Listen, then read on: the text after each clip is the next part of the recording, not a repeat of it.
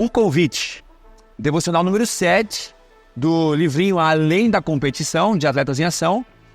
E eu compartilhei com os adolescentes aqui da IBVM algumas histórias sobre convite e coisa e tal. E uma vez eu não recebi um convite que eu queria receber.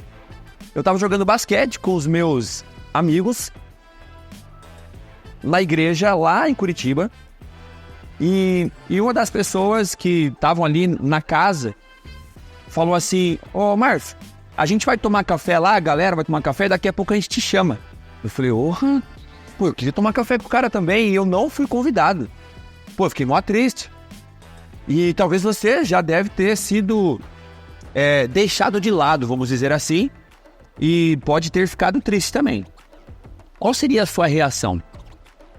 Hoje nós vamos falar um pouquinho sobre uma decisão que pode mudar toda a sua vida. Mas é um convite que alguém está fazendo para você. Deus. Eu vou contar uma história um pouquinho aqui sobre um karateka, que é o... Eu não sei se estou falando certo, tá? Japonês não é meu forte. É Jishin Funakoshi. Ele recebeu um convite super importante. Ele é um karateka e ele é considerado o pai do karatê lá no Japão.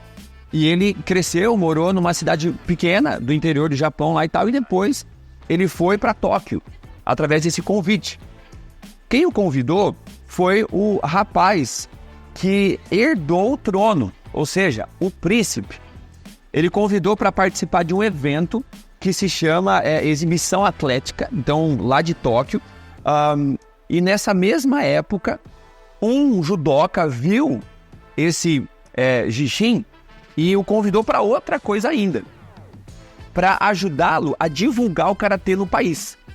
Resumindo, o príncipe convidou esse rapaz, o karateka, para participar de um evento. Concomitantemente, um outro rapaz convidou ele para ser o cara que ia dissipar, ia divulgar o karatê no país. E hoje ele é considerado o pai do karatê, né? Você já foi convidado para algo muito importante? A gente às vezes é convidado para ser padrinho de casamento, para a gente assinar algumas coisas que são importantes. Hoje em dia, assim, padrinho de casamento às vezes é só no papel mesmo, né? Porque, para mim, padrinho do casamento é aquela pessoa que vai te dar conselhos, é aquela pessoa que vai te orientar e você vai pedir conselhos, você vai pedir orientação. Mas hoje em dia a gente chama lá os amigos, às vezes nem é muito amigo mesmo, mas porque cresceu junto, a gente já chama por consideração e acaba sendo só no papel. Mas quando você é convidado para algo importante, assim, que você vê, puxa vida, eu tô sendo convidado para ser, padrinho de casamento, nossa, que importante isso e tal. Como é que você reage a isso? Jesus te convida para algo. Ele diz assim, ó, se você tá cansado, se você tá sobrecarregado, ou se você tem algum problema, ele diz assim: vinde a mim, e eu vos aliviarei.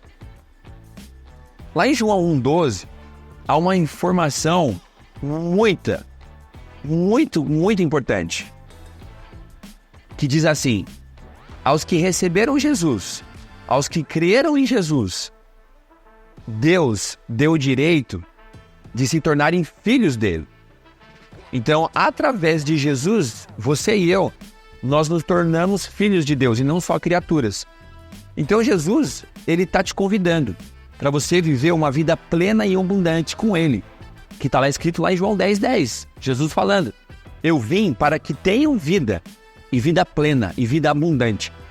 Aqui na terra, obviamente, você ter paz, você ter tranquilidade que Deus está no controle das coisas, que se o seu chefe não gosta de você, Deus está no controle e ele vai estar com você.